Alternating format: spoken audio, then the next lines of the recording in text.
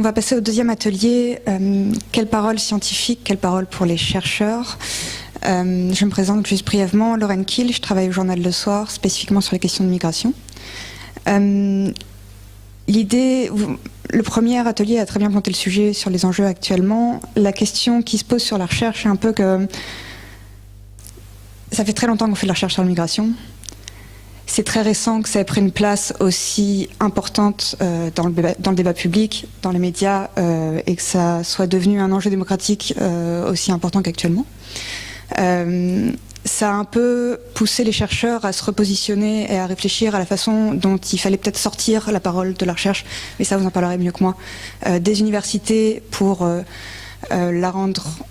la faire intervenir dans le débat public, dans l'élaboration des politiques migratoires, etc. Je le vois, moi, du côté du journal où je travaille, on a de plus en plus de collaborations qui se construisent avec les universités pour que les chercheurs nous fassent remonter en fait de l'information, de la connaissance, et qu'on diffuse ça au public de façon journalistique. Très brièvement, je présente chacun. C'est vraiment pas mon métier, donc si jamais je fais une bourde ou qu'il faut compléter, n'hésitez pas. Et ce que je propose, c'est qu'ensuite on refasse une présentation brève de chacun sur les enjeux que ça pose et qu'on passe aux questions. Peut-être je poserai égoïstement les premières et après on est dans l'interaction. Voilà. Donc Bruno Coleman est chef du service économique de la banque Degroof Petercam. Il est enseignant un peu partout dans toutes les universités de Belgique. Donc je cite l'ULB, l'UC Louvain, Saint-Louis et l'ICHEC. Il est aussi membre de l'Académie royale de Belgique et au cours de sa carrière a conseillé nombreuses banques, gouvernements et chefs d'entreprise. Vous avez ensuite Andrea Area, qui est professeur de sociologie et doyen de la faculté de philosophie et sciences sociales à l'ULB. Il coordonne notamment le Centre interdisciplinaire Migration, Asile et Multiculturalisme. Ses travaux portent sur les migrations, les politiques européennes d'asile et d'immigration, sur l'intégration des immigrés et la participation politique des descendants de migrants. Marco Martiniello enseigne la sociologie des migrations et des relations interethniques à l'Université de Liège, cette fois-ci. Il est directeur de recherche au Fonds national de la recherche scientifique, donc FNRS, et directeur du CEDEM, c'est le Centre d'études de l'ethnicité et des migrations. Ses travaux portent sur les questions de politique migratoire, de citoyenneté, de politique des immigrés et des minorités en Europe et en Amérique du Nord notamment. Et enfin, Antoine Roblin, qui est actuellement à l'université de Lausanne, premier assistant, c'est ça ? Okay. Dans le laboratoire de psychologie sociale. Il a écrit une thèse à l'ULB qui a été rendue publique en 2016 sur les processus psychologiques à la base des préjugés envers les personnes issues de l'immigration. Ces recherches ont aussi porté sur les mobilisations sociales soutenant les migrants, type plateforme citoyenne, et sur les trajectoires de vie des personnes primo-arrivantes. Federica Infantino, qui devait être là, n'a malheureusement pas pu venir. Andrea, si vous voulez peut-être commencer ? Juste 2 mots pour introduire. Je pense que une des questions importantes qui se pose par rapport à ceux qui travaillent sur l'immigration, c'est que souvent, comme point de départ, peut-être en l'occurrence pas Bruno Coleman dans le panel tel qu'il est là, c'est de dire ceux qui travaillent dans le milieu académique sur la migration sont des pro-migrants. C'est-à-dire qu'il y a déjà l'étiquette, a priori, quelque part, du positionnement des chercheurs sur la dimension politique de la migration. Alors moi j'ai plutôt une position, avec d'autres d'ailleurs, quand même de dire qu'il y a une importance quand même à la recherche scientifique sur le respect des standards de la recherche scientifique, sur la question des référis, sur la question de la communauté des scientifiques qui est là pour contrôler aussi les résultats qui existent, et donc malgré tout de dire qu'il existe une recherche scientifique qui n'est pas déjà une recherche qui se positionne politiquement par rapport au choix à prendre sur la question de la migration. Et je pense que c'est important de le faire et de le dire. Donc je maintiens, je dirais, la dimension scientifique des travaux, ce qui ne veut pas dire que, par ailleurs, les chercheurs sont aussi des citoyens et qu'ils prennent aussi des positions par rapport à l'usage politique et social des travaux qu'ils mènent ou que d'autres collègues mènent. Mais je pense que cette différenciation-là, pour moi, me semble vraiment importante. Encore une fois, surtout sur un sujet qui est déjà polémique et sur lequel, quelque part, est remise en cause de manière perpétuelle le bien fondé des résultats des travaux. Je voudrais quand même aussi dire que ça ne concerne pas que la recherche scientifique en sciences humaines et sociales qui est déjà souvent attaquée considérée comme étant une pseudo-science au regard d'autres sciences. Mais c'est aussi dans un contexte très particulier qui est celui, quand même, je voudrais aussi le citer, d'une crise de ce qu'on appelle les savoirs experts. C'était Ulrich Beck qui, il y a déjà très longtemps, avait dit le monde scientifique et de la recherche est concurrencé par d'autres discours qui ne sont pas de la science et qui remettent en cause même les résultats scientifiques. Il y en a un exemple qu'on peut prendre très facilement, c'est celui de la vaccination. Vous savez comme moi qu'aujourd'hui on remet en cause les bienfaits de la vaccination, remettant en cause d'une certaine manière l'ensemble des études épidémiologiques sur cette question-là. Donc il y a aussi une crise d'une certaine manière de la légitimité même des discours provenant des universités. Alors pour le coup on pourrait dire même en économie, il suffit de savoir comment les économistes interprètent ou pas la crise de 2008, etc. Il y a une remise en cause où quelque part tout se mélange, c'est-à-dire que le discours d'un économiste versus celui d'un citoyen lambda, quelque part c'est presque l'équivalence de discours. Et je pense que ça c'est un des enjeux importants. Mais pour se positionner là-dessus, et par rapport au débat qu'on a eu tout à l'heure, oui, c'est important de rappeler que certes, peut-être dans la presse, parce que dans la presse comme sur Facebook, c'est mieux d'avoir quelque chose de polémique, et donc le livre de Theo Franken, même s'il a été épuisé toutes ces informations dans La Fleur, on va lire Franken plutôt qu'aller lire La Fleur, ce qui est une mauvaise chose, mais que c'est important quand même de rappeler le bien fondé des chercheurs. Maintenant, la question de comment on se positionne, peut-être qu'on se positionne aussi de manière très défensive par rapport à ça, doit être mise en évidence, mais je réaffirme la nécessité d'avoir une recherche scientifique selon les standards admis des sciences humaines et sociales par rapport à la production en matière de migration, d'intégration, ethnicité, et que ceci ne veut pas dire pour autant qu'il n'y ait pas de prise de position possible. Mais on est aussi dans un débat général sur, et je voulais dire autrement encore, on est sur la lutte sociale des définitions légitimes pour tous les sujets. Et quelque part, c'est ça qui me semble important d'avoir en tête, parce que dans ce qui se passe ici, c'est de dire, c'est une lutte sociale, c'est la lutte sociale sur la pensée légitime au sujet de quelque chose, en l'occurrence ici la migration. Et c'est là-dessus qu'on est, au même titre que celle que Bruno Coleman a fait maintenant sur la nécessité ou non d'avoir des migrants économiques, par exemple, c'est oui ou non, il y a une lutte sociale sur cette définition-là. Et c'est dans cette lutte sociale-là que les académiques se trouvent aussi, et ils ne se trouvent pas uniquement à l'intérieur du champ scientifique, mais aussi à l'extérieur sur le champ social et médiatique et politique. Monsieur Coleman, vous avez peut-être un autre regard, étant pas... Non, je n'aurais pas un regard tellement différent, parce que quand vous parlez à juste titre de la crise, je vous cite de la légitimité scientifique, ça concerne au premier chef l'économie, sachant que l'économie c'est une pseudo-science. Ce n'est pas une science du tout, c'est simplement une influence conjoncturelle empreinte d'un peu de sociologie, d'anthropologie, de démographie, enfin d'un peu toutes sortes de choses. Et non, alors de mathématiques... Peut-être de statistiques, c'est tout, même pas de mathématiques, je pense. Et ce qui est intéressant dans le débat sur la migration, c'est que c'est un sujet qui a été pendant très longtemps considéré comme étant hors champ de la recherche dure en matière d'économie. Et aujourd'hui, c'est un débat qui revient au premier rang de l'actualité parce que, et c'est intéressant de le rappeler, nos économies vieillissent et sont frappées par un taux de croissance qui est déclinant. Tendanciellement, la croissance en fait tend vers 1%, ce qui va poser un problème social, vous y faisiez référence, sachant que les États seront incapables de concilier cette faible croissance avec les engagements sociaux auxquels ils seraient conditionnellement astreints dans le futur. Et que donc la migration est vue aujourd'hui comme étant une variable économique qui prend une ampleur non seulement sociologique, mais purement économique, à savoir qu'elle devient nécessaire pour compléter la chute de démographie, mais aussi pour ouvrir les économies en termes d'innovation, de recherche, de développement.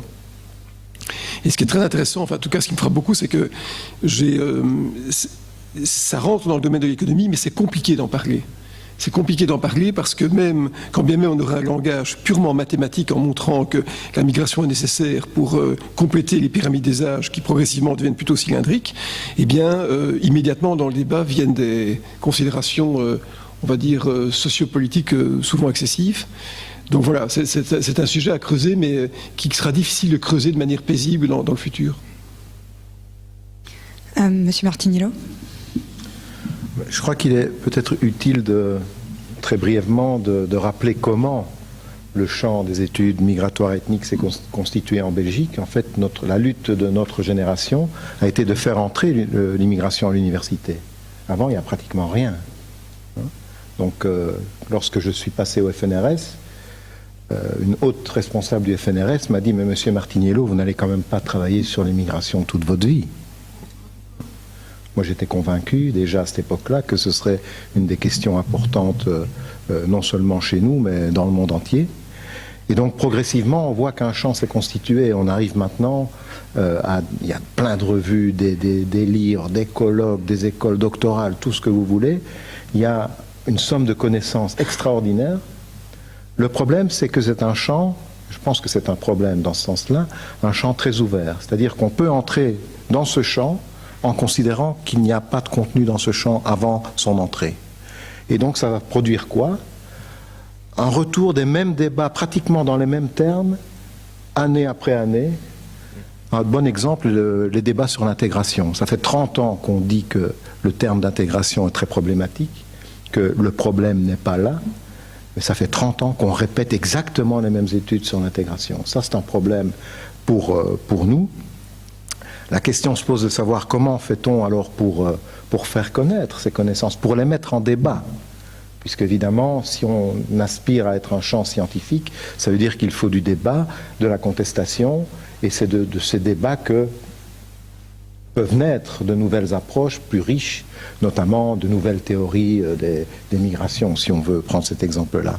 Ça, c'est un problème extrêmement compliqué. Alors, qu'est-ce qu'on voit en plus, depuis un certain temps, c'est que il y a cette compétition dont on parlait, des savoirs, et une déqualification des discours scientifiques parce qu'ils seraient académiques et donc coupés de la réalité et donc trop liés à une tour d'ivoire. En fait, la plupart des gens que je connais qui travaillent sur l'immigration ne sont absolument pas dans une tour d'ivoire, ni dans leur vie quotidienne, ni dans leur travail de recherche. Ce sont pour la plupart des gens qui sont en prise avec ce qu'on appelle le terrain. Il n'y a pas de tour d'ivoire. On est aussi disqualifié de la part des acteurs eux-mêmes. Tous les débats actuels sur l'expertise de l'expérience. Pour avoir un discours sur l'immigration, il faudrait absolument être immigré. Pour avoir un discours sur le cancer, il faudrait absolument être malade du cancer. Donc cette logique est pour moi contraire à la démarche scientifique. Ce qu'il faut au contraire, c'est un dialogue entre les différentes perspectives. Et ça, moi je plaide beaucoup là, pour cela, avoir un dialogue où des chercheurs qui ont fait leur travail de chercheurs entrent en dialogue avec des migrants qui peuvent et qui doivent prendre la parole sur leur expérience, avec des journalistes qui suivent ces questions-là, avec des artistes qui produisent de plus en plus dans ce domaine-là aussi. Je crois qu'il faut trouver et multiplier les espaces pour discuter, pour dialoguer, en vue d'essayer de construire des mécanismes explicatifs ou compréhensifs les plus complets possibles. Et donc ça, je crois que c'est un enjeu extrêmement important. On en parle de plus en plus. C'est pas toujours facile à réaliser. De même que je pense qu'on ne peut réellement parler de migration qu'à travers une approche transdisciplinaire. Donc il faut dépasser les frontières entre les disciplines. Tout le monde parle d'interdisciplinarité, mais les mécanismes qui permettent de faire du travail transdisciplinaire sont, notamment en termes de budget, sont pas évidents. Les commissions du FNRS, si vous avez un projet qu'on ne sait pas classer totalement en sciences politiques ou en économie, ben vous risquez de passer à côté, en fait. Et ça, je pense que c'est un vrai problème, puisque les migrations sont un phénomène social total qui ne peuvent être appréhendés que au niveau scientifique par une multidisciplinarité, mais qui ne peuvent être appréhendés que par un dialogue entre les différents mondes qui produisent des connaissances sur ces questions-là.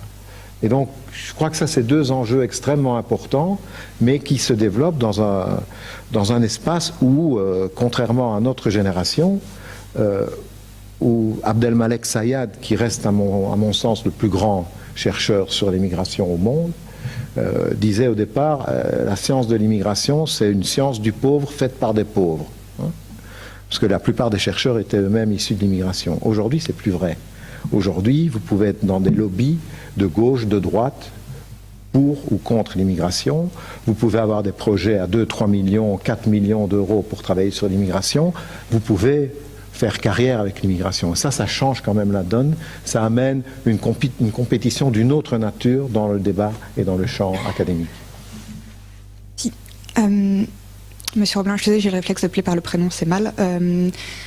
Est-ce que, libre de parler, mais est-ce que les enjeux se posent un peu différemment en Suisse, du coup ? J'ai plutôt parlé d'un projet qui me semble être une bonne porte d'entrée pour parler de la place de la recherche et du scientifique par rapport à cette problématique de la migration. Et le projet, c'est, bon, ça fait un peu de promotion aussi, mais c'est Migration, là, des préjugés, un projet pour lequel on a travaillé, qui a été coordonné, qui est toujours coordonné par André Area. Et en fait, je le trouve intéressant parce que il permet de faire ressortir des dimensions qui me paraissent importantes quand on parle de, en fait, qu'est-ce qu'on peut dire aussi en tant que scientifique face aux jeunes en l'occurrence, puisque Migration des préjugés propose des formations et des ateliers à des jeunes de la région bruxelloise et wallonne.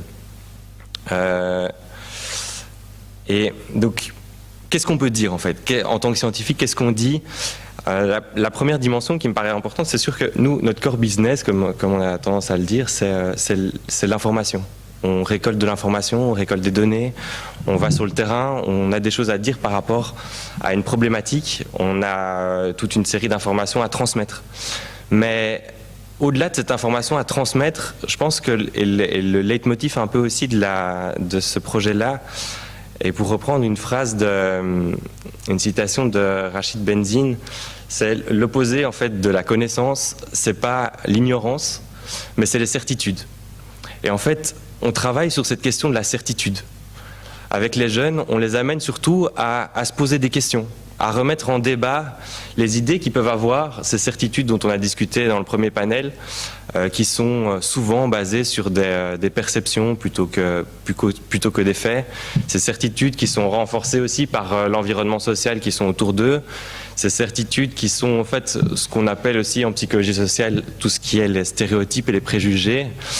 Mais ces certitudes aussi qui, dans la vie quotidienne et en tant que psychologue social, c'est bien de le rappeler, qui sont profondément indispensables et importants pour notre vie quotidienne. On a besoin de ces raccourcis, ces petites cases qu'on fait, etc., mais qui nous amènent à des raccourcis peut-être un peu trop forts, au fur et à mesure, et d'un point de vue sociétal, à des formes de discrimination. Et cette mise en altérité-là, eh ben, on va essayer de la remettre en question. On va dire, en fait, dans ces ateliers, on va d'abord s'intéresser à ce qu'ils disent. C'est un peu dans cette idée du dialogue, du débat. On va les écouter, et puis en plus de ça, on va les amener à accepter une forme de complexité de la migration. Plus qu'un débat entre je suis pour, je suis contre, en fait, la migration, c'est complexe. Et c'est d'ailleurs pour ça qu'on travaille, qu'on a travaillé, qu'on va encore travailler sur la question migratoire, c'est parce que c'est profondément complexe.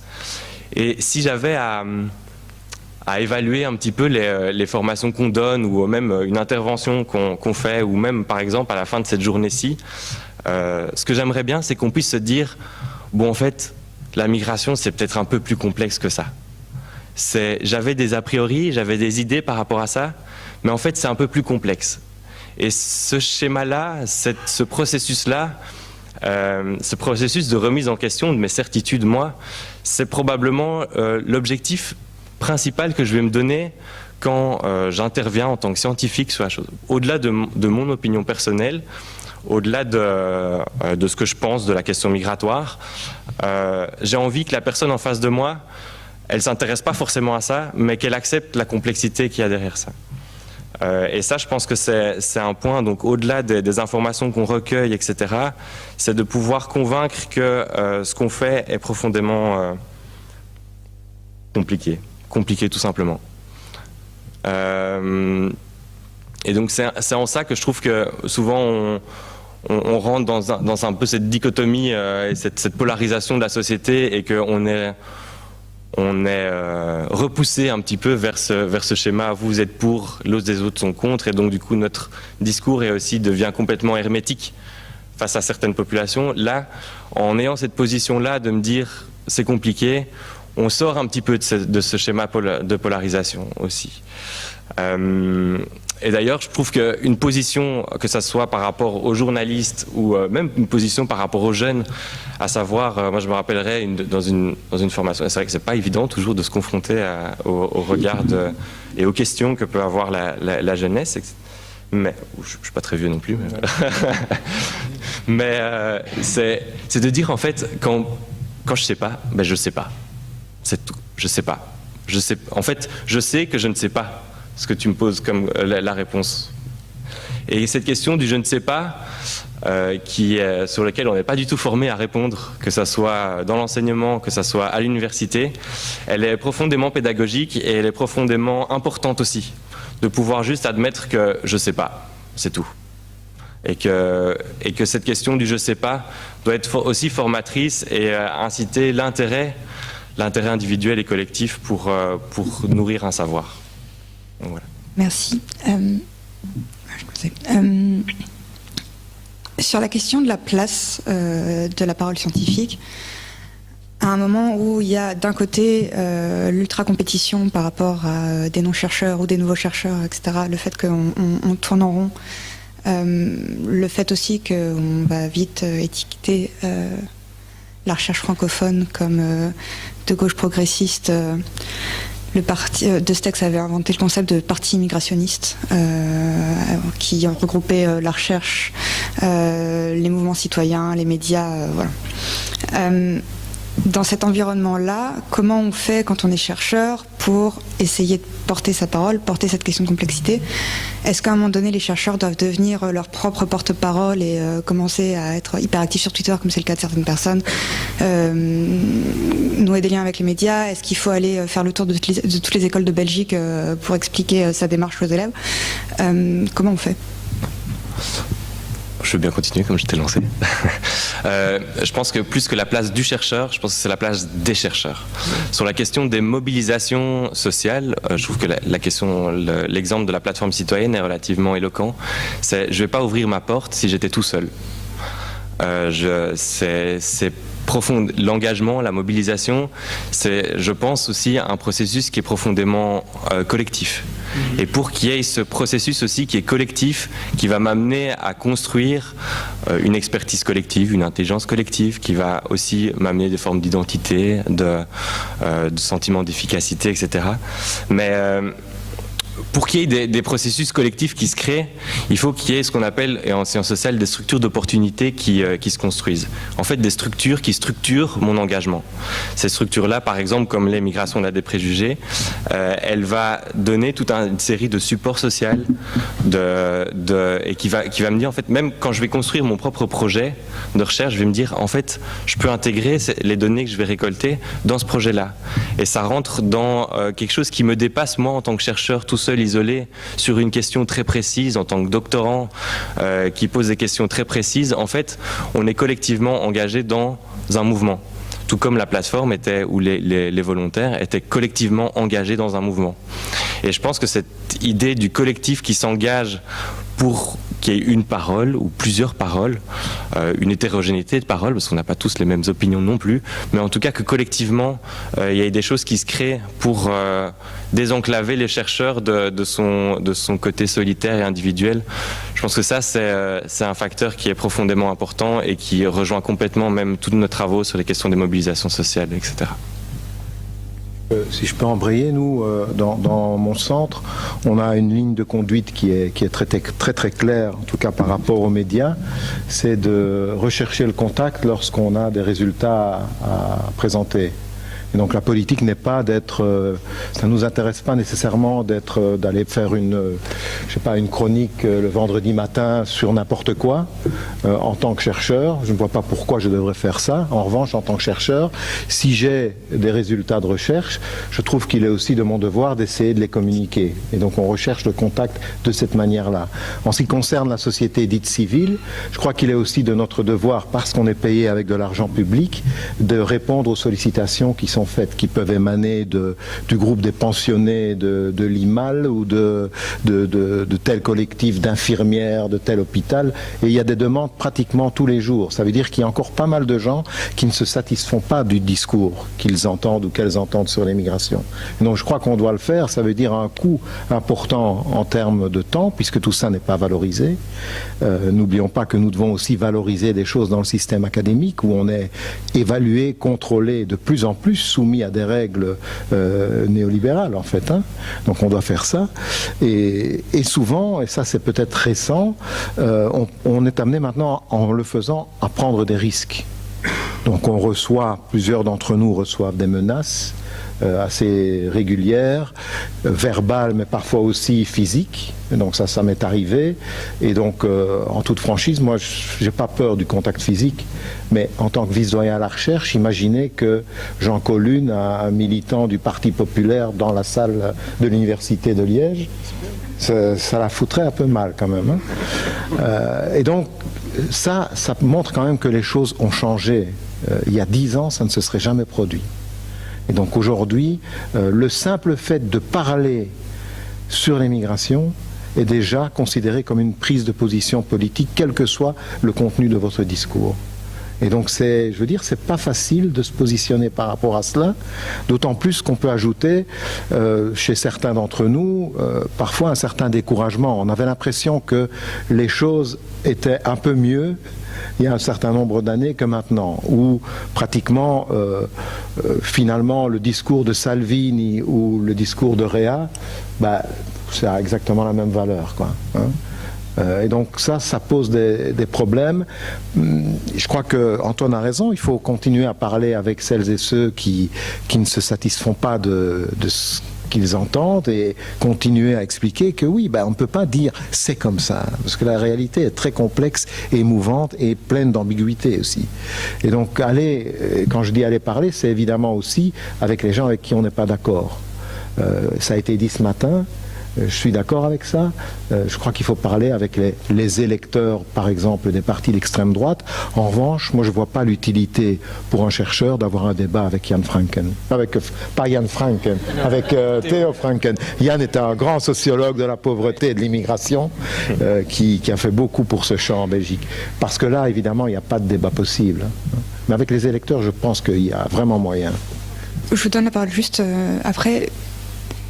Sur la question de comment avoir ce contact avec les électeurs, avec les gens aussi qui pensent différemment, ça me fait mal de le dire, mais est-ce que passer par les médias traditionnels, c'est encore suffisant, sachant qu'on sait qu'il y a cet effet de bulle qui est toujours plus renforcé et qui fait que les lecteurs du soir ont un positionnement qui n'est pas forcément uniforme, mais c'est difficile de sortir de cette bulle-là. Est-ce qu'il ne faut pas trouver d'autres moyens de parler à l'ensemble de la population et de manière différente, via des outils différents, parce que la société change sur ces questions de communication ? Oui, tout à fait. D'ailleurs, beaucoup d'entre nous, de plus en plus, sont sur les médias sociaux, Twitter, Instagram, Facebook, avec évidemment là, l'idée c'est d'amener des gens vers un débat. C'est pas d'avoir un débat, on sait que c'est impossible d'avoir un débat sur Facebook. Ça dévie très très vite vers les insultes et le conflit stérile. Mais peut-être que c'est des moyens qu'on doit en tout cas examiner et mieux utiliser, faire flèche de tout bois. Mais moi, je suis encore quelqu'un qui croit au contact personnel.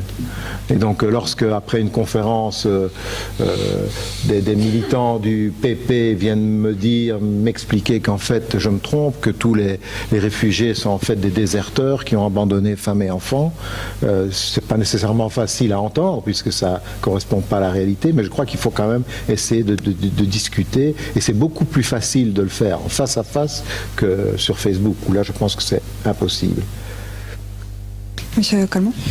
Oui, moi je voudrais compléter ce propos par un témoignage personnel. Il se fait que je suis donc j'ai les titres académiques, j'ai un doctorat, j'enseigne, mais étant dans la vie professionnelle, je ne suis pas considéré comme un vrai académique, et travaillant, me donnant cours à l'université, fait de moi un non-véritable professionnel.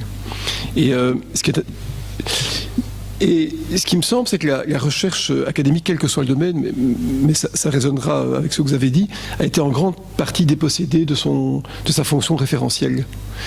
Donc un type comme moi est plus influent dans les médias par ses fluences idéologiques que par la profondeur d'une recherche scientifique que je n'effectue pas. Et il me semble que les médias traditionnels ont un rôle extrêmement important à jouer, parce que les médias sociaux, c'est vrai, sont là, mais sont tellement dilués dans des maelströms de courants contradictoires qu'ils en perdent la crédibilité, alors que les médias traditionnels ont un rôle de journalisme, c'est-à-dire d'opposition des points de vue. Et je pense qu'ils ne donnent pas assez la parole à la recherche scientifique, je répète, quel que soit le domaine, et j'en suis moi-même la parfaite illustration. Et ça me met, de nouveau à titre personnel, très très mal à l'aise, parce que, ayant choisi aussi par exemple de ne pas donner des cours dans une université mais dans plusieurs, me disqualifie dans le domaine académique, mais ne me crédibilise pas non plus dans le domaine professionnel. Donc je pense qu'il y a des démarches à faire aussi au niveau des rectorats. Au niveau de l'affirmation, de la profondeur, du caractère important de la recherche scientifique. Et moi, en tout cas, il y a un phénomène il y a un fait qui m'avait fort frappé, c'est que lorsqu'on a parlé des visites domiciliaires, il y a eu, je crois, une démarche de 7 recteurs d'université qui était balayée de la main par notre secrétaire d'État bien aimé. Et ça, pour moi, c'était l'illustration de 2 choses. D'abord, que le pouvoir politique, finalement, n'avait pas grand-chose à faire, mais que le monde académique n'était pas assez résilient pour continuer à opposer son point de vue. Donc, voilà.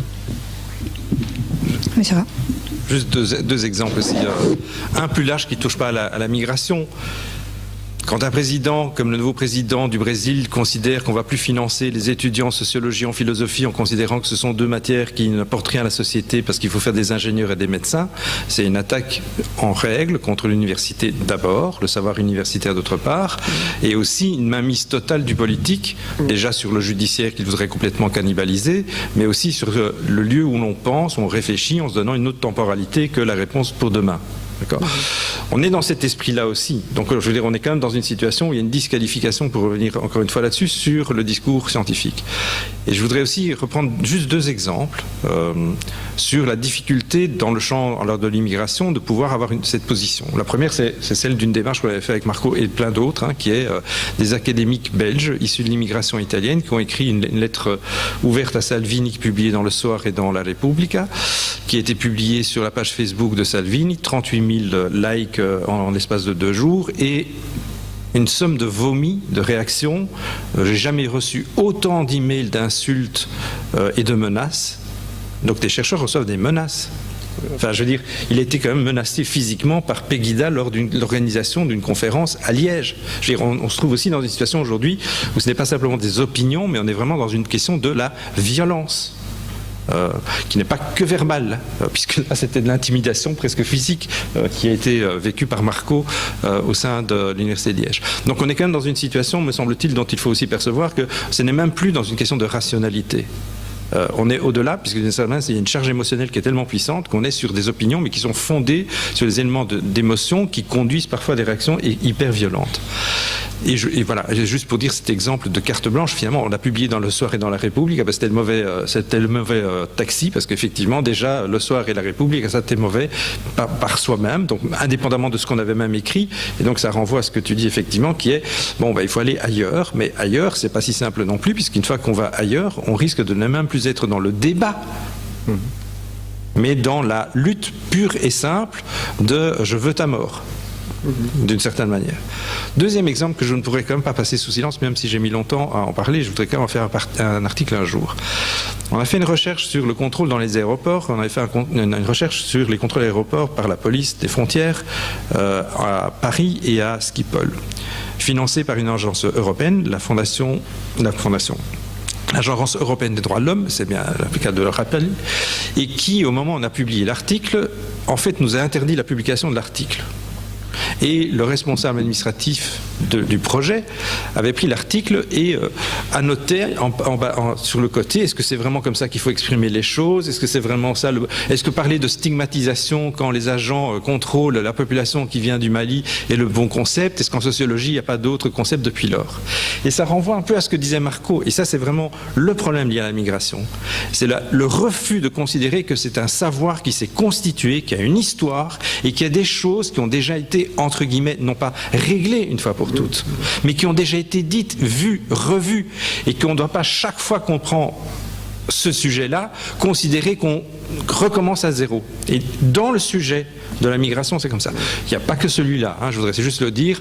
Tout le monde a des idées sur l'enseignement, sur l'inégalité dans la scolarité. Les sociologues montrent depuis 40 ans qu'il y a une inégalité sociale qui est profonde, qui est reproduite et tout. Il y aura toujours quelqu'un pour dire non, mais c'est fini, ça n'existe plus, etc. Donc il y a quand même des sujets, je pense, sur lesquels l'accumulation du savoir était comme presque impossible, au motif que ça fait toujours objet de débat et de lutte, parce que quelque part, ce qui est sous-jacent, et c'est pour ça que je voudrais dire là-dessus, autour de l'information, il y a vraiment une lutte de pouvoir. C'est le pouvoir de définir comment il faut penser un sujet et quelles sont les solutions. Et c'est là-dedans qu'on se trouve et on est impliqué dans le processus avec à la fois une situation complexe, et je pense qu'il faut le dire comme tel. À la fois, on est des scientifiques, donc on est dans le champ scientifique dans lequel on doit avoir une position, on doit publier, on doit être contrôlé, etc.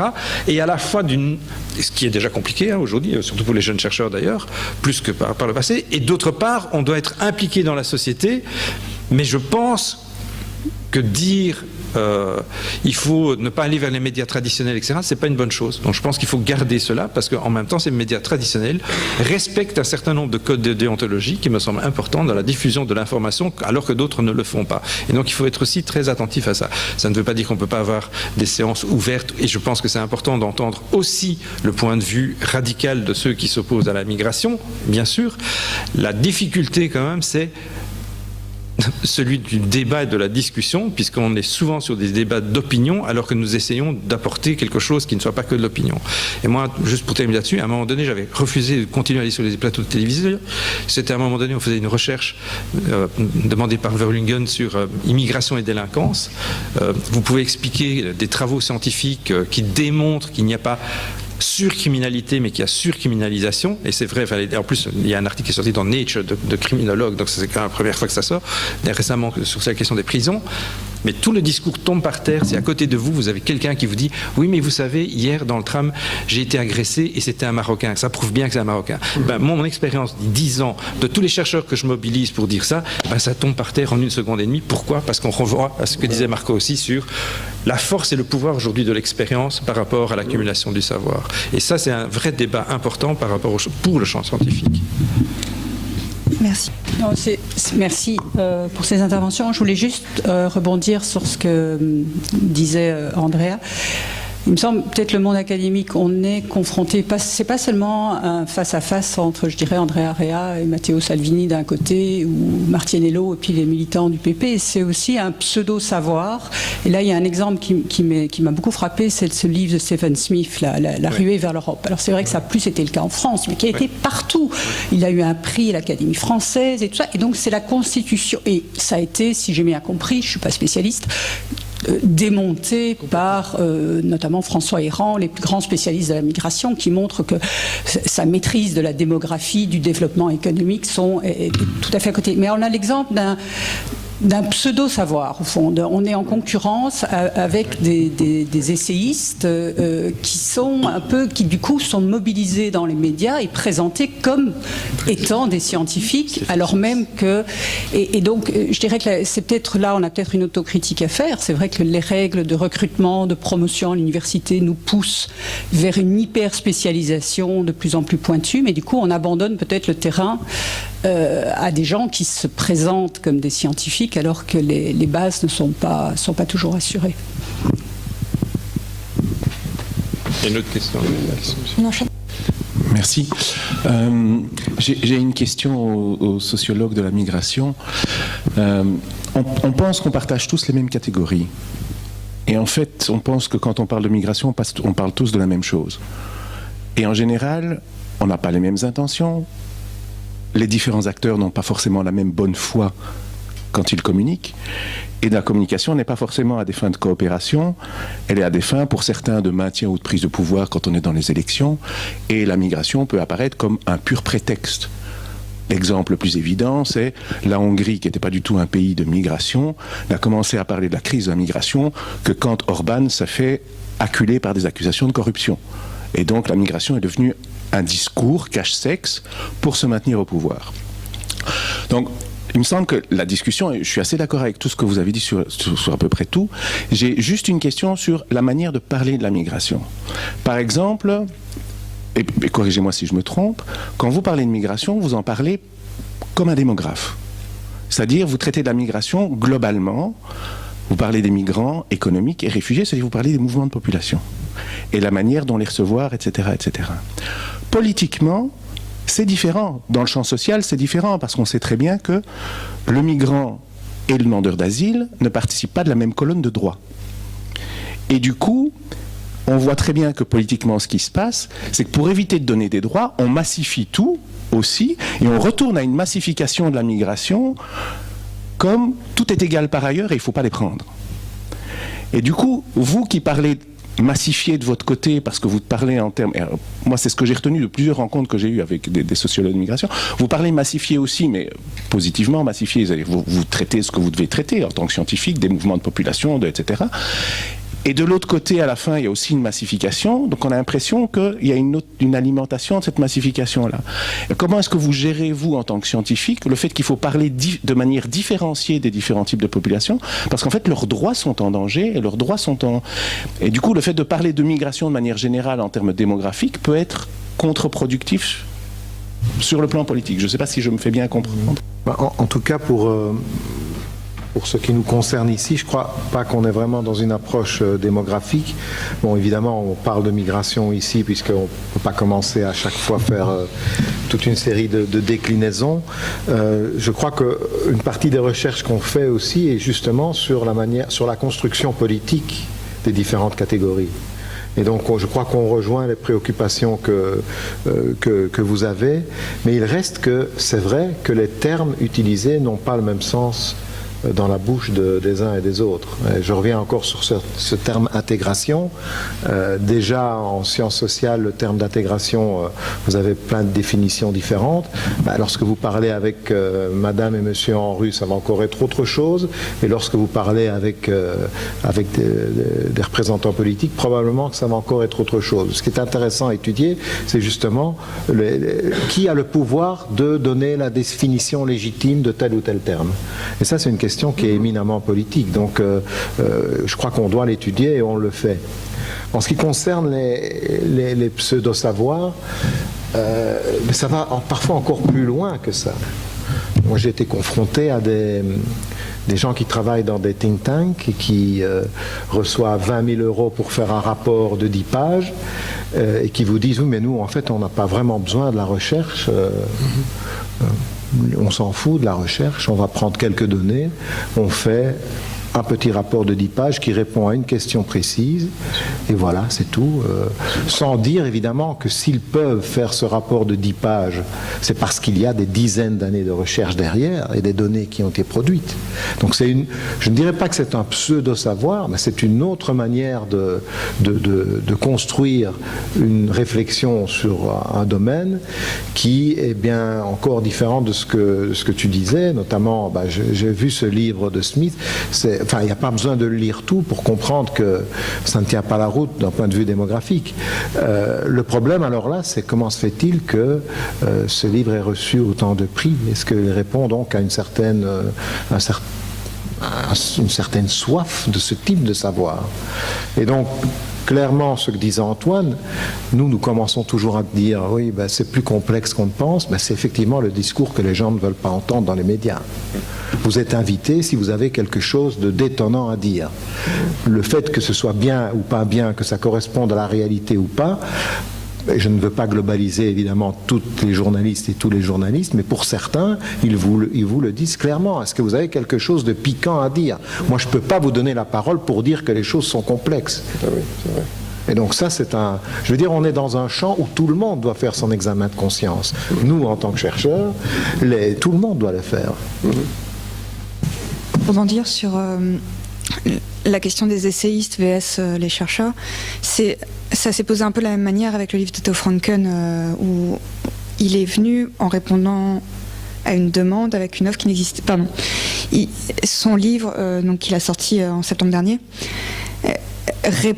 c'est une offre qui n'était pas sur la table jusqu'à présent, il vient avec une approche global où il parle de démographie, j'irais pas dire sociologie parce que là on est vraiment dans la caricature dans son bouquin, mais de sciences politiques, le livre, je sais pas si certains l'ont lu, donne un narratif cohérent, facile à comprendre sur les mouvements de population, la démographie des populations musulmanes qui explose. Donc, hop, naturellement, ça va devoir se déverser vers l'Europe, puisqu'en plus, il y a l'attrait économique, l'appel d'art, etc. Et quelque part, ça donne un propos cohérent et ensemble, quand on travaille avec des chercheurs, vous êtes chacun spécialisé dans un domaine hyper spécifique.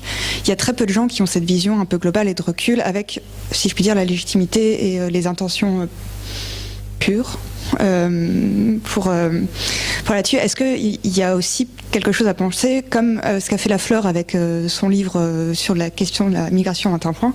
Est-ce qu'il y a d'autres choses à aller chercher de ce côté-là? Mais on le fait depuis longtemps. La question, le livre de Jean-Marie Lafleur, c'est important. Ça renvoie un peu à la question de Justine, mais je ne suis pas sûr de ce que je vais dire va apporter quelque chose de neuf. C'est que dans les universités, dans le travail scientifique, on est sur un travail sur la complexité. Et que ce soit en médecine, en économie, en sciences sociales, on est sur la complexité. La traduction que l'on veut pour en faire du discours médiatique, c'est la simplicité. Je suis désolé, si demain tu écris un livre, tu vas le faire pas comme tu fais tes longs formats, c'est compliqué, il faut le faire avec une idée simple, c'est Smith, c'est en fait un livre qui sert juste à appuyer ou à légitimer le discours relatif au grand remplacement, même s'il ne le soutient pas comme tel. Et je pense que ce qui est vraiment important, c'est de se poser la question qu'énonce Marco, c'est pourquoi dans l'espace médiatique il n'y a pas le recul nécessaire par rapport à dire pourquoi donner à ce point une caisse de résonance à un ouvrage qu'on peut démonter complètement. C'est-à-dire, est-ce que là on n'alimente pas l'idée de, en fait, nous sommes dans la simplification totale et absolue du message qu'on doit donner, que l'ensemble des éléments qu'on va mettre en évidence pour soutenir une thèse doivent être complètement convergents, qu'il ne faut montrer à aucun moment que c'est d'abord plus complexe, que c'est antagoniste, qu'il y a des contradictions, que les choses ne sont pas simples, parce que ça ne va pas. Et donc on crée un narratif qui est, on a un beau discours où finalement tout s'emboîte bien, un peu de démographie, un peu de politique, un peu de sociologie, et j'ai ma thèse qui sort à des fins politiques. Et la question, alors pour moi, je le renverrai presque aux médias, c'est, et Smith, ancien journaliste du Monde, comment se fait-il que d'une certaine manière, dans l'espace du champ médiatique, on construit d'une certaine manière cette résonance parce que quelque part c'est aussi le champ médiatique qui s'auto-légitime en faisant ça. Et là il y a quand même un conflit qu'on en voit aujourd'hui entre un nombre, je ne veux pas faire le conflit des professions, mais un nombre considérable de journalistes qui se prennent sur des sujets, l'école, la prison, le voile, tout ce qui jouent en disant je fais de l'investigation journalistique, mais étant dans le champ dans lequel ils sont, donnent une ampleur bien sûr d'autant plus forte à ce qu'ils soutiennent, mais parfois en réduisant, me semble-t-il, la complexité de ce qui est là. Alors peut-être que nous on n'est pas assez présents, on ne fait pas bien notre job, on devrait faire plus de vulgarisation, tout ce qu'on veut, ça je ne suis prêt à analyser cela. Mais je pense qu'il faut aussi interroger le champ médiatique sur l'emballement qui est à l'intérieur de celui-ci, à refuser quelque part de construire la complexité dans ces modes de communication. Si vous pouvez juste compléter ce que vous venez de dire. Moi, il y a deux choses qui m'ont frappé comme vous dites, dans l'espace médiatique. Le premier, c'est que tout ce qui est outrancier résonne mieux. Et alors, dans la Belgique francophone, il se passe quelque chose de très singulier, c'est que des auteurs français ont toujours plus d'espace en termes relatifs que des auteurs belges, quand on doit débattre de problèmes domestiques. Et je l'ai expérimenté, mais d'autres de mes amis dans le champ de l'économie y ont été confrontés comme moi. C'est assez saisissant. Et donc il y a une sorte de fascination pour le monde, ici parisien en l'occurrence, qui disqualifie la recherche belge. Et il suffit d'abord de voir la fameuse émission de Fabien Van der Merch le samedi après-midi sur l'RTBF. Je ne suis pas sûr qu'elle ait des taux d'écoute extraordinaires, alors que son objectif, c'était justement de remettre dans cet espace médiatique des chercheurs, mais finalement, ça aura moins de résonance que n'importe quel type qui aurait écrit un livre outrancier en France. Et donc, je pense qu'à Presse belge, j'ai une grosse responsabilité. J'ai peut-être aussi envie de rajouter juste un petit point. Je suis tout à fait d'accord avec ce qui a été dit, mais je pense qu'aussi c'est important de ne pas uniquement extérioriser ces causes en fait de la non-résonance du discours scientifique. Je pense que c'est important aussi. On est formé dès le début de notre doctorat à réfléchir originalité, à réfléchir innovation d'un point de vue scientifique. Et on est poussé en tant que jeune chercheur à écrire, innover d'un point de vue scientifique, mais on n'est absolument pas du tout poussé, que ça soit dans l'écriture du projet, etc., à avoir des applications hyper concrètes des choses. C'est-à-dire que c'est souvent un prétexte, on va écrire un petit paragraphe sur l'impact sociétal que peut avoir le projet, mais de manière structurelle, je pense qu'il y a des choses qui sont aussi à faire et se regarder comme aussi un organe et des institutions innovantes de ce point de vue-là. C'est délicat dans la position de défendre tout le métier et par ailleurs sur des éléments où je vous rejoins sur certains aspects. Je ne le dis pas à mes collègues, sur la fascination qu'on peut avoir sur ces essayistes français. En plus, c'est quelque chose les éditorialistes français, ces faiseurs d'opinion, c'est quelque chose qu'on a beaucoup moins en Belgique. Et comme on est traditionnellement très tourné vers la France, il y a une forme de fascination pour ce milieu parisien avec ça. En plus, je viens de France, Paris. Ne me jetez pas de pierre. L'autre aspect, parce qu'on en a parlé aussi au premier atelier, pourquoi est-ce qu'on donne un écho important au bouquin de Franken alors qu'il n'a pas la légitimité universitaire?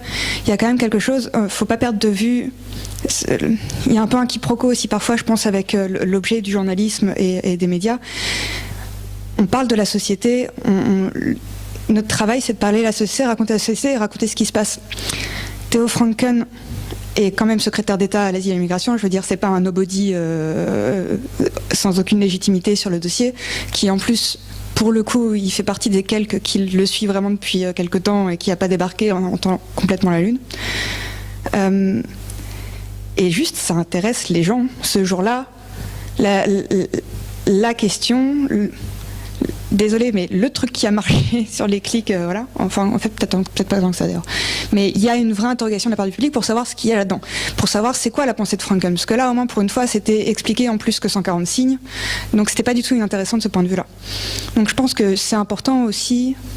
Je me défends parce que c'est moi qui fais l'article, d'expliquer cette parole-là. Et quand vous disiez c'est compliqué de travailler sur la migration, je me suis jamais fait agresser physiquement ou menacé, mais c'est vrai que c'est un sujet où, surtout ces derniers mois, ou depuis 1 an ou 2, il y a des réactions qui sont extrêmement agressives. Voilà.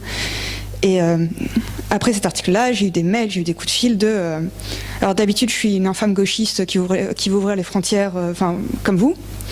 Et là, tout à coup, le fascisme, c'était ma faute, quoi. Parce que aussi, j'avais pas passé... Enfin, c'est compliqué et en même temps, c'est délicat aussi de venir et de présenter le bouquin de Franken avec 47 nations pour le démonter et dire que c'était comme à un moment donné, il faut juste aussi laisser développer la parole politique qui est donnée. Et j'espère que les gens ont les clés par ailleurs et qu'on les donne suffisamment pour se faire leur propre opinion, etc. Voilà. C'était mon point de défense. Je suis d'accord avec votre point de vue, mais je ne suis pas d'accord avec ce que vous aviez dit avant. Des ouvrages qui abordent la question migratoire dans toute sa complexité, dans toute sa globalité, je peux vous en donner 50 après la séance, dont certains sont à leur 12e tirage. L'ouvrage de Stephen Castles, The Age of Migration, il a été vendu à je ne sais pas combien de dizaines de milliers d'exemplaires dans le monde entier, traduit, etc. Qui connaît Stephen Castles en Belgique, en dehors des chercheurs sur l'immigration? Personne. Et donc, on doit quand même se poser la question pourquoi Castles est une personnalité en Australie, dans le champ public, un peu moins maintenant parce qu'il prend de l'âge évidemment, et pourquoi ici ça ne passe pas du tout, même s'il était traduit en wallon liégeois, il ne serait pas nécessairement connu à Liège, quoi. Donc il faut quand même qu'on se pose des questions, ce qui n'empêche pas qu'on doit aussi nous se poser des questions sur la manière dont on écrit. Et donc moi je pense que c'est pas parce qu'on fait de la science qu'on doit être incompréhensible. Je crois que ça c'est aussi quelque chose qu'on doit faire, écrire de manière lisible, simple, parce que on doit aussi, si on écrit, c'est pour être lu. Sinon, ça ne vaut pas tellement la peine. Donc, je reviens sur cette idée. Tout le monde doit balayer devant sa porte, en fait. Il ne s'agit pas d'attaquer un corps de métier plutôt qu'un autre. C'est pas du tout ça le point de vue, je pense. Oui, non, mais je vais rebondir là-dessus parce qu'effectivement, l'argument de la complexité est vrai, mais pas suffisant. Je sais que la première fois que j'ai voulu écrire une chronique sur la question de la migration, la difficulté à laquelle j'ai été confronté, ça fait partie de la complexité, c'est de trouver les chiffres justes. Et c'est un vrai casse-tête et ça, je pense que c'est déjà une des missions que les scientifiques pourraient remplir très facilement, c'est de proposer via une source accessible à tout le monde des chiffres objectifs sur ce qu'est les réfugiés, la migration économique, etc. Ces chiffres existent, mais il faut les trouver. C'est un vrai travail de scientifique pour aller trouver les bons chiffres et les donner à tout le monde. Et à partir de là, on peut commencer à discuter sérieusement, je pense.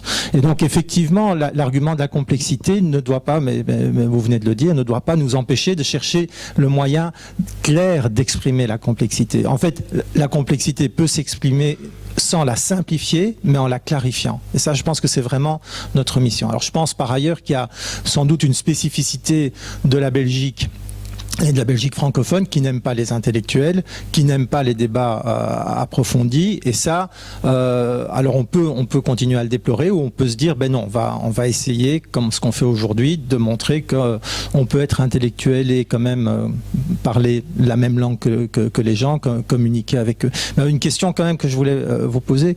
Vous avez dit, ça fait 30 ans que les mêmes débats reviennent à chaque fois. Pourquoi ? Qu'est-ce qui explique que, même dans les milieux scientifiques, où on pourrait quand même supposer qu'on a cette connaissance du passé, qu'on recommence les mêmes discussions à chaque fois, et c'est vrai sur la migration, c'est vrai sur pas mal d'autres questions aussi. Il y a des sujets quand même qui sont... alors pour le coup, c'est pour jouer... en sciences sociales et en sociologie, la prison, l'école, l'immigration... C'est des travaux qui se répètent, qui ont des lignes quand même de confirmation sur des données permanentes qui reviennent sans cesse. Et c'est juste sur la question de poser l'inégalité, puis en fait ça renvoie à ça à chaque fois. Ça touche à la question de l'inégalité dont on est sûr... s'agissant plus de l'immigration, c'est vraiment ça qui est important, me semble-t-il. Aujourd'hui, on voit très bien que la question de l'inégalité de proximité fait plus débat que l'inégalité dans ses extrêmes. C'est-à-dire, ouais, on va encore nous emmerder avec l'impôt sur les grandes fortunes, mais qu'est-ce qu'on sait sur... Donc l'idée du grand écart, d'une certaine manière, c'est, bon, on n'en parle pas. L'inégalité de proximité, c'est-à-dire, moi j'ai l'impression d'avoir un peu commencé comme toi, mais toi tu gagnes quand même le double de moi. C'est pas normal, quoi. Et le migrant qui arrive, qui est dans une vie probablement de déclassement, s'il est réfugié d'ailleurs, il arrive plutôt dans une situation de déclassement plutôt que d'espérer d'ailleurs de monter. Par rapport à quelqu'un qui est en Belgique, ça va être aussi une inégalité de proximité. Et d'une certaine manière, la question de la prison des pauvres, l'inégalité sur la scolarité qui reproduit les couches sociales de manière quand même constante, quand bien même il y a bien sûr des différenciations, des exceptions statistiques, etc. Et sur la question de la migration, on reprend toujours les mêmes concepts, c'est compliqué. Oui, la société se reproduit. Reprenez simplement ça. Enfin, je veux dire, après, on n'aime pas Bourdieu, on peut critiquer, il y a plein de choses qu'on peut voir. Mais l'idée de la reproduction de la société, que les mécanismes sociaux et que les institutions contribuent d'une certaine manière à une forme de reproduction, est une idée qui est peu entendable dans l'opinion publique, dans l'espace politique, parce que dans l'espace politique, ça ne fait pas rêver. Hein. Ça, c'est clair que, franchement, il n'y a aucun ministre de l'Éducation qui va dire « je vais être ministre de l'Éducation » en sachant que, de toute façon, à la fin de mon mandat, je sais très bien que 30% des élèves qui ont commencé au moment de mon mandat vont rater l'école, parce que ça, on sait le faire en termes de prévisibilité statistique. Donc il n'y aura personne qui... Ça ne fait pas rêver. Donc on est sur des sujets qui ne font pas rêver, parce qu'on est sur la question de l'inégalité. Et ça renvoie à ça, d'une certaine manière. Moi, je pense que ça renvoie à des mécanismes, des processus d'inégalité, de proximité, qui rendent la question vraiment difficile et peu légitime. Dans l'espace médiatique, dans l'espace citoyen peut-être aussi, et dans l'espace politique, alors là, encore plus, me semble-t-il. Mais je pense que c'est important de venir là-dessus. Et pour l'instant, ce qu'il y a, c'est une disqualification de ce savoir. Parce que ça, c'est plus important encore. C'est une disqualification de ce savoir. Alors, c'est une manière de répondre, je ne l'ai pas fait tout à l'heure à Dan sur la question de la massification. On est aussi dans une situation aujourd'hui, sur les mécanismes que je viens d'énoncer, c'est qu'on sera plus crédible si on fait de la science, c'est-à-dire si on vient avec des statistiques. Et si on a une superbe régression logistique qui démontre exactement quels sont les facteurs qui jouent, on sera encore plus crédible. Parce que cette dimension, je dirais, humaine, personnelle de l'expérience, en fait, nous ramène dans un danger qui est celui qu'énonçait tout à l'heure Marco, c'est-à-dire c'est mon expérience contre ton expérience, et d'ailleurs, si tu n'es pas migrant, tu ne peux pas parler à la migration parce que tu ne connais rien. Et donc c'est problématique. Mais en même temps, on est ramené toujours plus sur des études plus quantitatives, et c'est pour ça aussi qu'on est... les économistes aujourd'hui prennent plein de poids là-dessus, parce qu'ils ont cette expertise-là. Mais encore une fois, c'est une désespérance. Moi, juste pour le dire comme ça, j'ai écrit une préface à un livre sur l'éducation, j'ai été relire ce que j'avais écrit il y a 30 ans, mais c'est la même chose. C'est désespérant. Si je peux ajouter 2 points pour la question de la sociologie des migrations, il y a le fait, comme je le disais tout à l'heure, que c'est un champ qui est relativement récent dans l'espace académique, et il n'y a pas encore cette idée d'un état des savoirs qu'il faudrait maîtriser avant de faire une contribution. On arrive dans le champ et on pense qu'on est le premier, et donc on va répéter des trucs qui sont là depuis 30 ans, et ça, je pense que ça se passe moins, par exemple, aux États-Unis, où toute la sociologie américaine s'est construite en étudiant l'immigration. Et donc on entre là, il y a un état des savoirs à maîtriser. Ici, c'est pas le cas. Deuxièmement, il y a le pouvoir du politique qui détermine les objets de recherche légitimes. Et donc, vous savez que si vous ne parlez pas d'intégration de cette manière-là, vous n'entrez pas dans Horizon 2020 ou dans d'autres projets. Donc, il y a une détermination des objets politiques valides par le politique, en fait. Et donc, il faut s'y conformer, d'une certaine manière. Il faut des mots-clés. Et donc, les mots-clés varient. Laura, tout à l'heure, parlait de ça. C'est Laura Calabrese, parlait de ça, c'est clair. Il faut faire une analyse sémantique. Et on voit maintenant que pour avoir un projet H2020, cette vague-ci, il faudra utiliser tel mot-clé qui n'étaient pas nécessairement les mêmes qu'il y a 5 ans, mais qui reviendront probablement dans 5 ans. Et donc, là, je pense qu'une lutte aussi, c'est de conserver un certain contrôle dans la manière dont on va construire un objet de recherche. Et bien sûr, je ne suis pas rêveur, il n'y a pas d'autonomie totale, mais quand même, je pense que si on nous dit sur quoi il faut faire de la recherche et comment, et en utilisant quel concept, je crois que c'est mieux alors de faire simplement de la consultance. Par ailleurs, ça nous permettrait de gagner beaucoup plus d'argent. Le premier, c'est que par rapport aux chercheurs, on a un problème, je pense, et en plus, comme doyen, je peux le dire d'autant plus, c'est on ne valorise pas la vulgarisation des travaux scientifiques dans la carrière des chercheurs eux-mêmes. C'est-à-dire, on va dire ça compte quand même pour rien du tout. Hein. Par contre, les publications dans top revues, ça vaut. Donc, quelque part, la dévalorisation à l'intérieur du champ académique de la vulgarisation, quelque part, contribue à isoler l'académique du discours politique. Mais je voudrais insister sur le dernier élément que vient de dire Marco. Hein. Aujourd'hui, plus que jamais, dans les appels d'offres, en réalité, l'appel d'offres contraint très fortement à rentrer dans le cadre défini par des administratifs de ce qu'il faut penser au sujet de la recherche à mener. Donc, quelque part, aujourd'hui, on pourrait dire que le seul lieu où on peut avoir une autonomie sur la question de la recherche, c'est les thèses de doctorat. Parce que dans les appels d'offres, de plus qu'aujourd'hui, on est en concurrence avec les boîtes de consultance en permanence, parce que là aussi, c'est quand même quelque chose qui est très important. Et deux, la manière de formuler les choses contraint d'une certaine manière la recherche à aller dans un certain sens. Et je voudrais juste prendre aujourd'hui la modification des lignes directrices des financements d'Innoviris, région bruxelloise scientifique, qui est, bon, vous ne faites pas que de la recherche, il faut faire de la recherche et de l'action, il faut que ça bouge, il faut que ça ait des conséquences, etc. Je ne dis pas que c'est négatif, mais je voudrais juste qu'on n'oublie pas qu'il y a une prescription de la part aujourd'hui des pouvoirs qui financent, et la différence, et je termine là-dessus, parce que ça Marco le sait encore mieux que moi, aux États-Unis, le fait que ce soit des fondations qui financent la recherche, à la fin, est moins prescriptif sur le résultat et sur ce qu'on en fait que ce qui se passe en Europe, où ce sont les gouvernements et même l'Union européenne qui définissent ce qu'il faut penser et comment il faut penser, avant même de commencer la recherche. Peut-être un mot pour compléter. Je suis très impressionné par ce que vous avez dit. Et c'est vrai que la répugnance à la vulgarisation journalistique dessert le monde académique. Et d'abord, il y a un autocontrôle des académiques entre eux qui considèrent que s'abandonner à des fluences médiatiques, c'est pas pur, c'est pas virginal. Et puis d'autre part, il y a de la part des médias aussi une suspicion de complexité de la part d'un académique. Mais quand des gens arrivent à faire la synthèse, c'est bien. Et c'est ça qui donne, je crois, le champ ouvert à des think tanks et à d'autres boîtes de consultance qui maintenant, d'ailleurs, rentrent dans le domaine scientifique en embauchant des doctorants, des doctorés. Ça n'a pas beaucoup d'importance.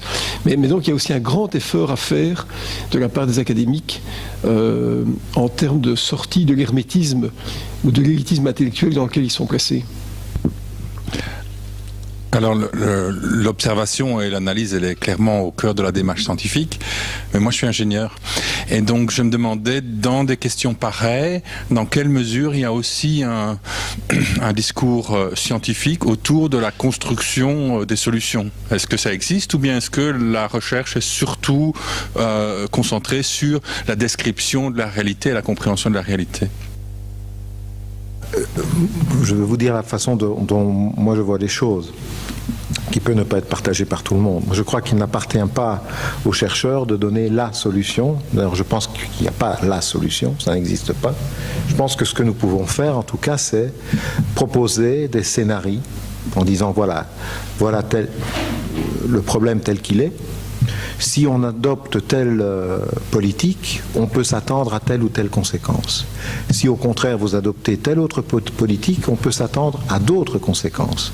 Et dans une démocratie, il appartient aux gouvernants de décider dans quel sens aller.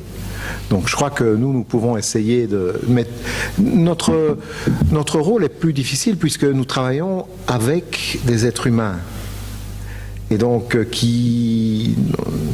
on doit toujours être modeste, et ça, 40 ans d'études des politiques migratoires nous enseignent qu'on ne déplace pas en démocratie des individus comme on déplace des capitaux ou des biens. Parce que les individus ont des projets, ont une réflexion, et ces projets, ces réflexions peuvent évoluer. Et donc, on peut inviter à la modestie déjà, et proposer des scénarios en disant, voilà, quelles conséquences vous pouvez escompter si vous adoptez telle ou telle mesure. Ce serait ma réponse en termes simples. Mais on peut prendre un exemple d'une recherche qu'on avait fait en 2000 sur l'attitude de la population belge à l'égard des demandeurs d'asile quand il y a des centres ouverts qui s'ouvrent localement. Au terme de la recherche, on a découvert quelque chose qui est en plus là pour le coup justement connu depuis longtemps. Il faut le vecteur de contact. S'il y a du contact entre les demandeurs d'asile qui sont à l'intérieur du centre, mais qui ont des contacts à l'extérieur puisqu'ils circulent librement dans le village, mais qu'on organise quelque part des formes de contact entre la population locale et le demandeur d'asile, quelque part ça diminue les préjugés ou ça diminue le rejet ou du moins l'ignorance ou l'indifférence. Bon, donc ce qui va dans le sens d'un certain nombre de pratiques qui ont été mis en œuvre, qui sont les petits déjeuners d'Oxfam et des choses comme ça. Bon. De même qu'on avait mis en évidence qu'à partir du moment où le pouvoir politique, et en particulier le bourgmestre ou la bourgmestre, a un discours d'opposition radicale par rapport à ça, libère complètement la parole de la population, quand bien même ce qui s'est passé par exemple à Walcourt il y a 3-4 ans maintenant, quelques mois après, ça change complètement. Bon. La question c'est jusqu'à quel point les autorités locales, fédérales ou régionales, prennent en compte les propositions. Puisqu'aujourd'hui, il n'y a pas une seule enquête dans laquelle on ne finit pas l'enquête, les conclusions de l'enquête, à titre scientifique, mais on fait ce qu'on appelle des recommandations. Et donc, quelque part, ces recommandations fonctionnent, mais ce sont bien des recommandations. Il appartient aux politiques, après, de décider lesquelles elles prennent. Mais je voudrais quand même insister là-dessus, particulièrement en matière migratoire, d'ailleurs, la question des propositions a souvent été énoncée, mais c'est encore une fois le politique qui voit ce qui est... Donc on dit ce qui est possible et eux voient ce qu'ils veulent réaliser. C'est ça la différence entre les deux registres de la sphère scientifique et politique. Ouais, peut-être. Donc il y a clairement des patterns et là, en l'occurrence l'étude de 2000 et l'étude qu'on a reproduite là montre en fait ces patterns-là. Mais au-delà de ça, il y a aussi des événements qui sont moins prévisibles. Et par exemple, l'étude qu'on a faite, qui est un peu la reproduction de ce qui avait été fait en 2000, montre qu'il y a quand même des choses, et par des événements qui sont très ponctuels comme la diffusion d'une photographie d'un petit enfant qui s'échoue sur la plage. Eh ben, fondamentalement, ça a changé beaucoup de choses dans la dynamique sociale qui est apparue. C'était difficilement prévisible.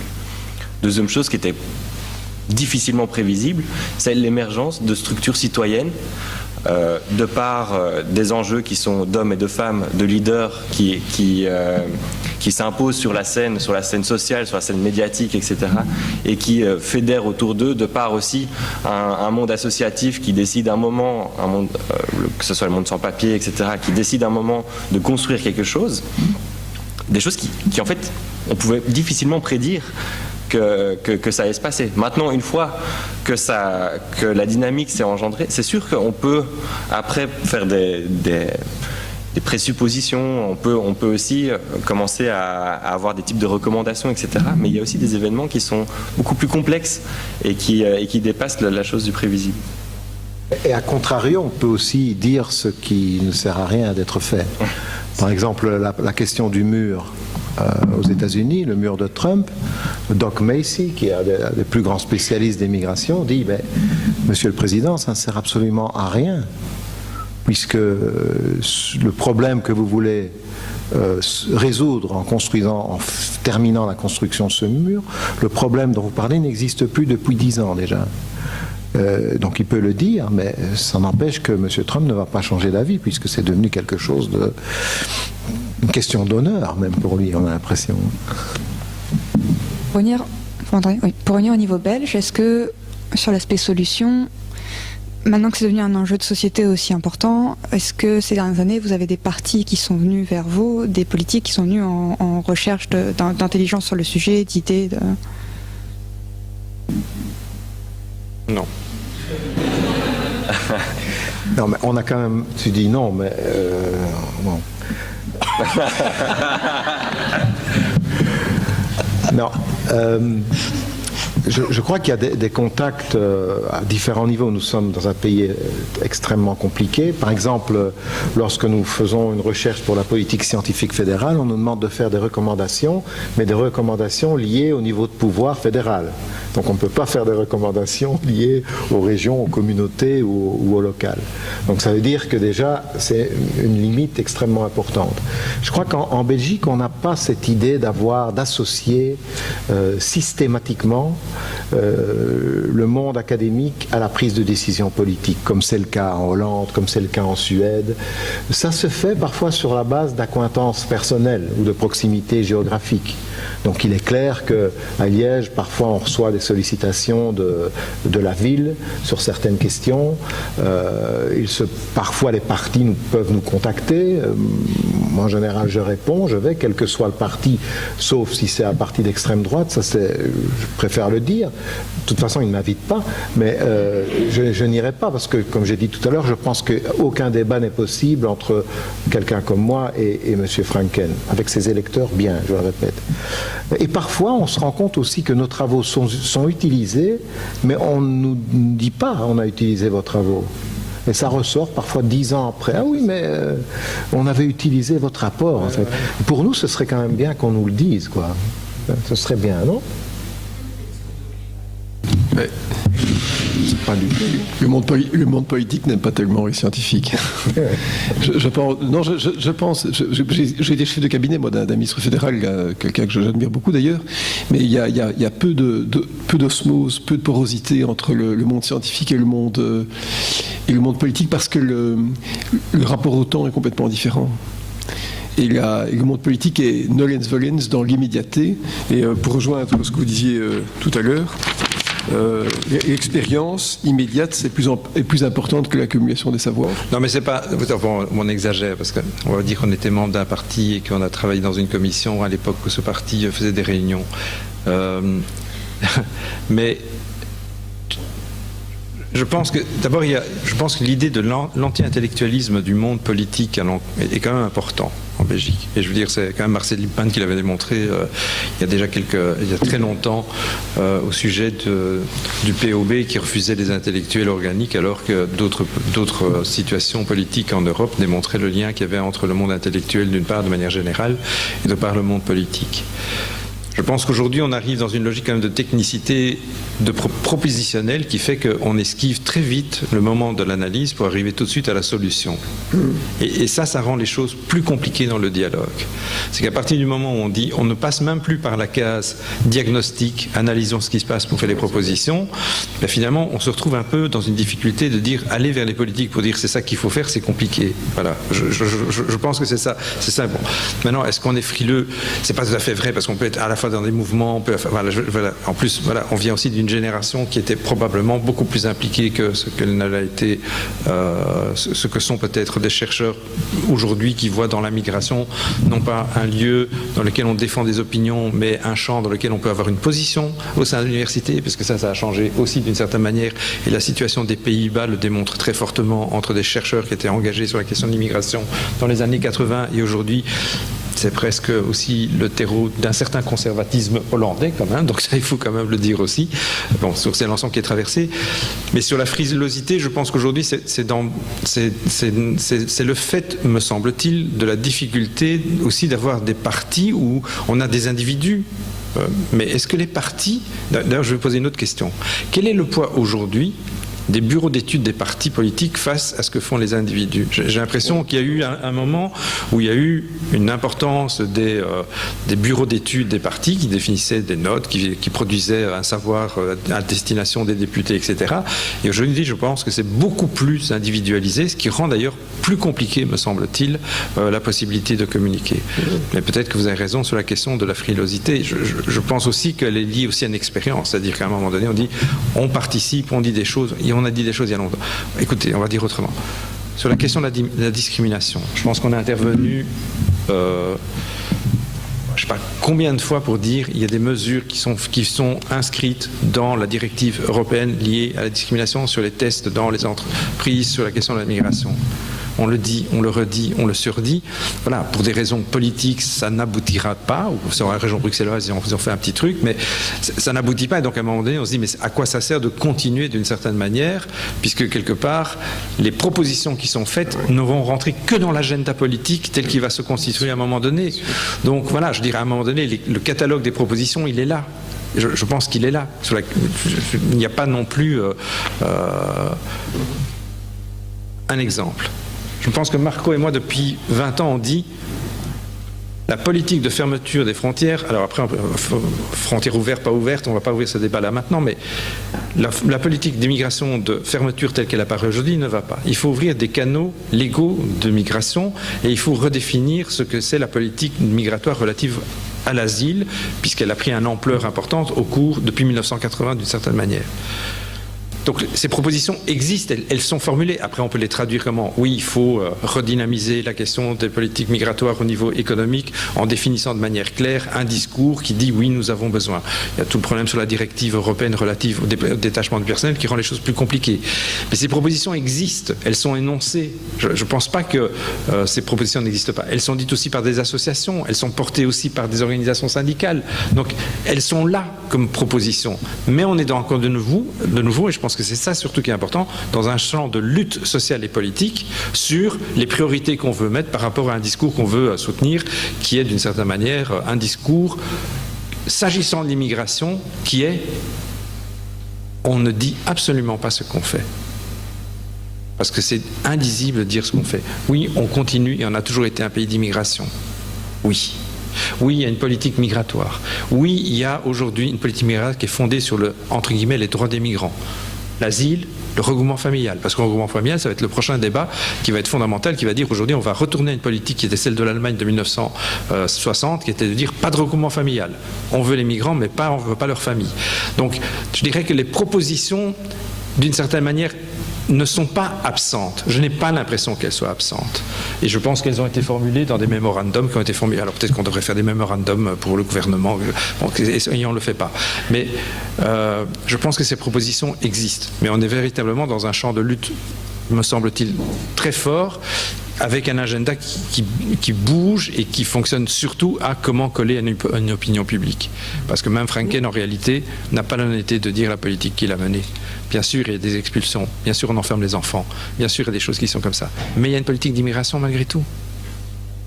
Et que par ailleurs, l'immigration démographiquement, alors là pour le coup, ceux qui font vraiment de la démographie savent très bien que on va avoir un souci, quoi. Hein. Et je rappelle que, quand même, encore un exemple comme historique, hein. En 2000, la section population de l'ONU fait un rapport dans lequel elle dit on va avoir besoin de 50 millions de migrants.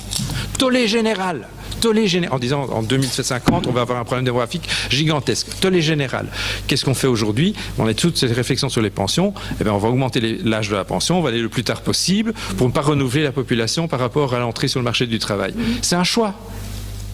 Moi, je pense que notre rôle en tant que scientifique de ce point de vue-là, c'est de restituer le savoir et l'information, l'analyser et produire une analyse, quitte à aller dans ce sens-là, me semble-t-il, c'est important. La question, après, me semble-t-il, est plutôt celle politique de l'usage qui est fait de la connaissance. Et donc là, je pense que la question éthique se pose surtout sur comment protéger les individus qu'on a interrogés là-dessus, mais je dissocierais la question de la responsabilité de l'individu en tant que tel et de sa protection d'une part, et d'autre part, la nécessité de nous traduire ce qui se passe.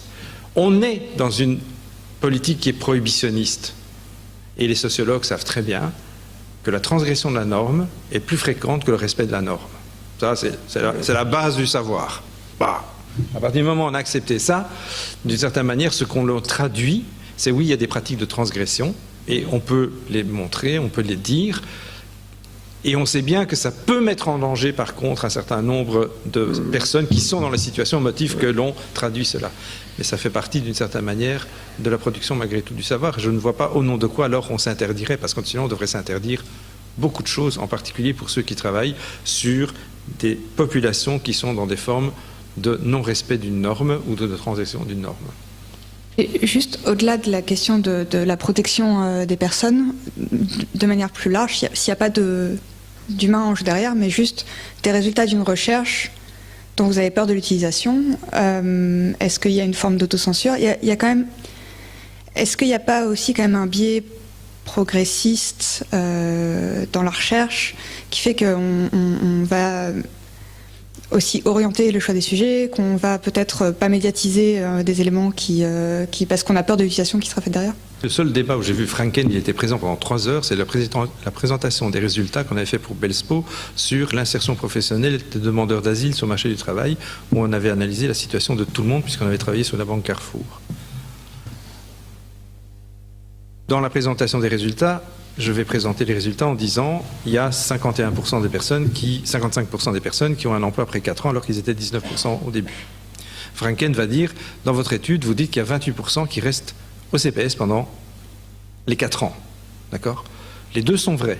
Donc, je veux dire, lui, il ne va pas insister sur la manière dont les gens s'insèrent et peut-être que moi, je vais un peu moins dire, mais les résultats sont là. C'est-à-dire que le chiffre, il est là. Oui, il y a 28% des populations qui est restée au CPS pendant toute cette période-là. Donc, il faut analyser pour quelles raisons elles sont restées et pas stigmatiser en disant... Donc, la question, c'est de savoir pourquoi ces personnes restent.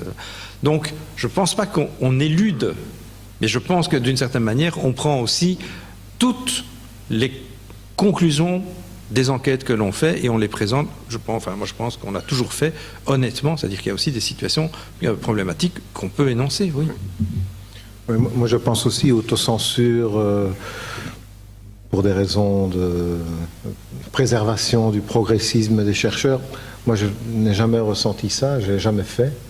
Je crois que la manière de travailler nous conduit à réaliser, parce qu'on travaille sur des mécanismes qui impliquent des êtres humains, le point de départ, c'est que les migrants, les êtres humains ne se divisent pas en deux catégories de personnes, les migrants d'un côté et les non-migrants de l'autre.